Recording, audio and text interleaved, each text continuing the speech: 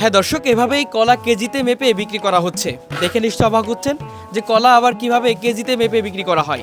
আমরা তো সাধারণত দেখি যে কলা হালিতে বিক্রি করা হয়।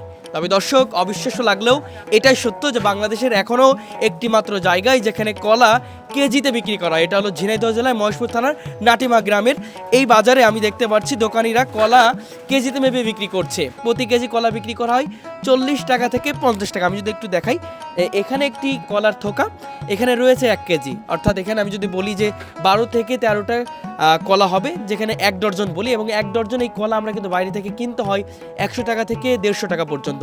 তবে এখানে এই কলা মাত্র পাওয়া যাচ্ছে 40 টাকা, কারণ এখানে কোনো হালি সিস্টেম নয়, এখানে শুধু কেজি সিস্টেম কিন্তু বিক্রি করা হয়। দর্শক, কথা বলবো তার কাছে কেন তিনি আসলে হালিতে না বিক্রি করে কেজিতে বিক্রি করছে। দর্শক, একটু তার মুখ থেকে শুনবো।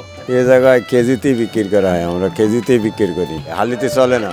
জৈন বন্ধই দেখছে যে কেজিতে বিক্রি হয়, হালের কোনো কারবার নেই। কিন্তু ঢাকা শহরে ওইদিকে বাইরে ওইদিকে গিয়েছে, ওইদিকে সব হালিতে বিক্রি হয়।